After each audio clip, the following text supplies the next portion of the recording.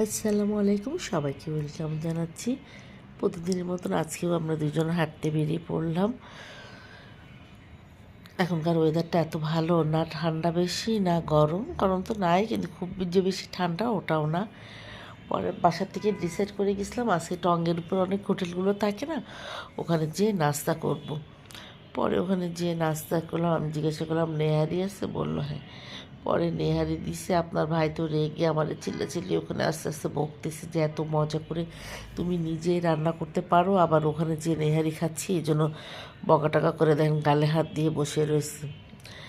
এবার আমি অনেকদিন খাওয়া হয় না, ভাবলাম যে একটু ট্রাই করে দেখি কেমন লাগে। এই হোটেল তো কখনো খাইনি, এখানকার নেহারিটা কেমন। তা ওর চিল্লাচিল্লিতে কী করব, তারপরও খেলাম নান দিয়ে। আর ও তো ডাল ভাজি মিক্সড আর নান রুটি নিয়েছে, সাথে সালাদও ছিল।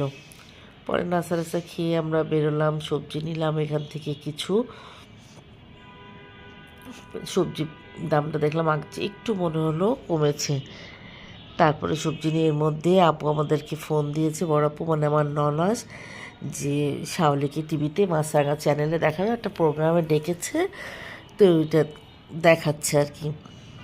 পরে আমরা তো তাড়াতাড়ি করে ভাটাটা করে চলে আসছি যে যাই, যেয়ে দেখি দেখতে পারি কি না, যদি দেখা যায় কত ভালো লাগবে না দেখতে।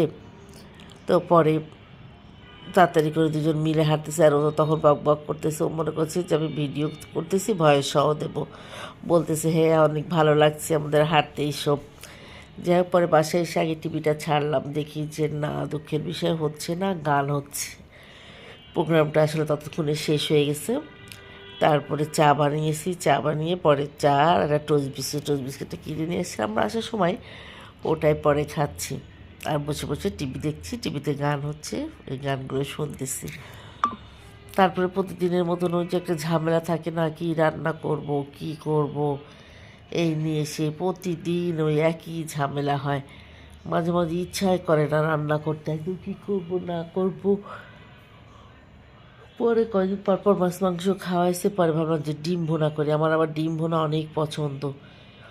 এর আগে কয়েকবার খেয়েছি, আপনার ভাই রাঁধছে, আমি মনে অনেক দিন পরে রাঁধছি, অনেক দিন বলতে কয়েক মাস পর ডিম ভুনা আমি করব। এই জন্য 4টা ডিম সেদ্ধ দিয়েছি। আর এই বড়িটা দিয়েছে আমাকে হচ্ছে 13তলা, আমাদের এক ভাবি থাকে কুষ্টিয়ায়, ওনার শাশুড়ি পাঠিয়েছে, পরে ওখান থেকে আমাকে বড়ি দিয়েছে। এত খুশি হয়েছে আমি বড়িটা পেয়ে, এত মজা উনি দিয়েছে। কয়েকদিন আগে যেদিন দিয়েছে রাত্রে, আমি সেদিনই বেগুন দিয়ে রান্না করেছি, এত ভালো লাগে আমার ওই বেগুন। আরেকটা পরে সেদিন ওসি ভাবি দিয়ে পাঠিয়েছে, ভাবি নিজে বানিয়েছে। ভাবি অবশ্য আবার ইটা দেয় না, জালি কুমড়াটা দেয় না, ভাবি শুধু কালাই ডাল দিয়েই করে। এই দেখেন, এই বড়িটা দিয়ে এই সবজি আমি রান্না করেছি, পাতাকপি মূলা আর বেগুন দিয়ে। চিংড়ি মাছ ছিল না, চিংড়ি মাছ দিলেও ভালো লাগে, না দিলেও ভালো লাগে। চিংড়ি মাছ থাকলেও অবশ্য দিতাম না, যেহেতু ইদানিং আমি একটু চিংড়ি মাছ গরু মাংস এগুলো একটু খাওয়া অ্যাভয়েড করছি, দুজনেরই একটু অ্যালার্জি মনে হচ্ছে এই জন্য, তবে আগে থেকে বেটার এখন। পরে এই যে সবজি রান্না করেছিলাম ফুলকপি, এর মধ্যে আমার ফোন চলে আসলো, জয়েন কল আমাদের ভাই বোনের সবার। কথা বলতে বলতে ভাবিরা মিলে অনেক সময় চলে গেল।